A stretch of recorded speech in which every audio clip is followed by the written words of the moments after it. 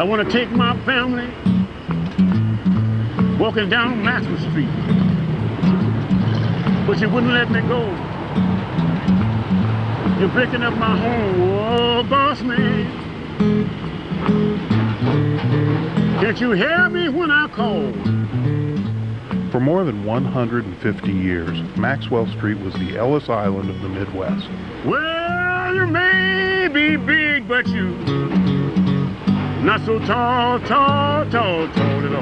It was a refuge from the Tsar's pogroms, from the upheaval of the Mexican Revolution, and from Jim Crow bigotry. It was a reminder of the great open-air markets of the old world and a forerunner of the modern shopping mall. I got your shoes off Maxwell. I got your dress off In one of America's most segregated cities, Maxwell Street was Chicago's most integrated neighborhood. Whether you are African American or Hispanic, of European or Asian ancestry, Jewish or Gentile, Maxwell Street is part of your heritage.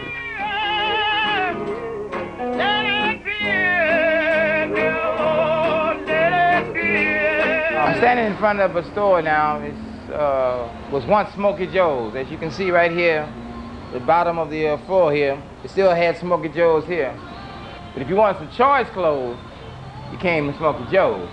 Smokey Joe's was the man with the plan to put them threads at your hand.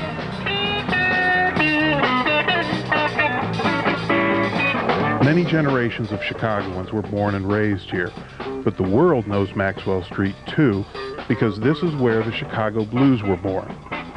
Today, the influence of Chicago blues can be heard in virtually every style of modern popular music. People travel from all over the world to experience Chicago blues in the city of its birth.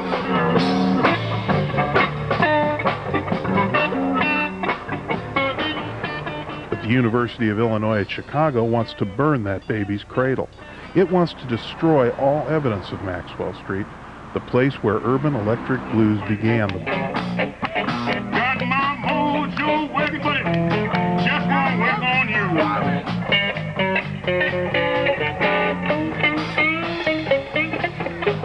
Much of Maxwell Street is gone now, but much remains.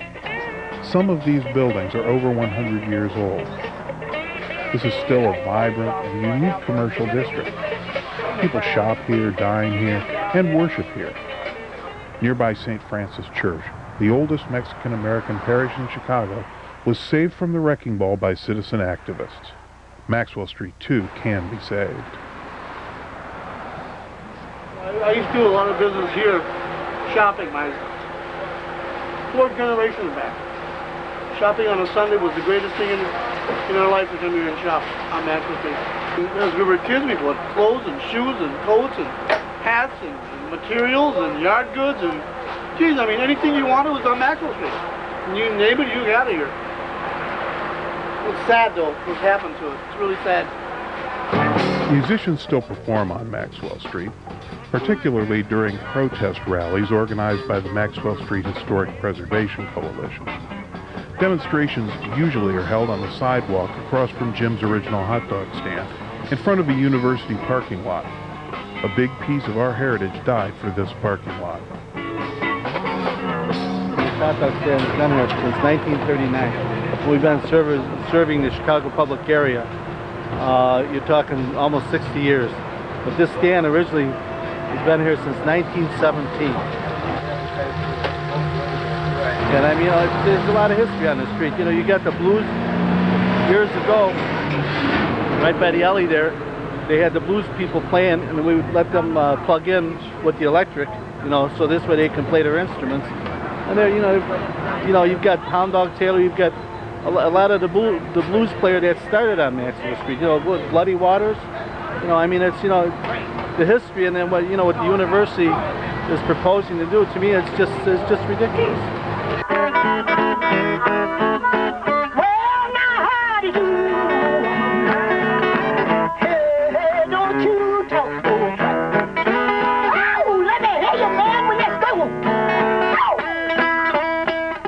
This is Johnny Mae Dunson back on Maxwell Street. Now 77 years old, she began her blues career here in the 1940s, playing drums for dancer Eddie Porkchop Hines. Johnny May is a singer, drummer, and songwriter who spent several years with blues legend Jimmy Reed.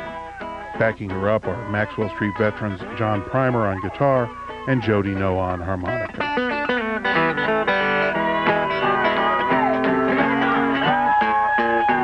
Well, I'm standing out here, woman, and the ice and snow. You know what Well, my man, good friend here. Wardell here. Look at here, down here in the Maxwell Street tradition, selling his wares, being on top of his money. And there are people in the marketplace who pedal up and down the streets. This is a tradition for this area. This is how they make their living. That would be taken away from them if this whole area were to be razed and just a campus put here. There would be no memory of the past. And when there's no memory of the past and no history written of the past, it is gone. Right. It's as if it didn't exist.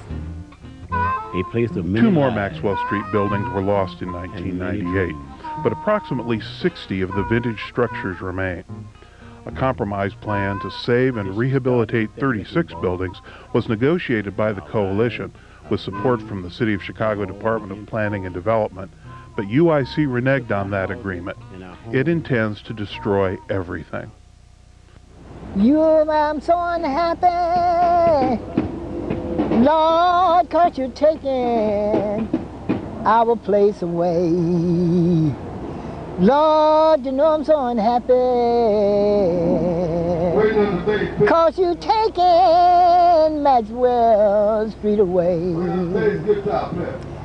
Well, you may not see it right now, but you will be sorry one day. The wrecking ball is now looming. There is still time to save Maxwell Street.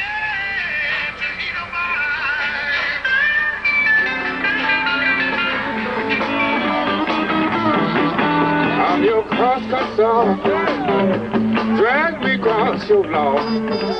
To get involved, fax or email a protest message to UIC Chancellor Brodsky. You can fax that to 312-413-3393 or email to david.c.brodsky@uic.edu.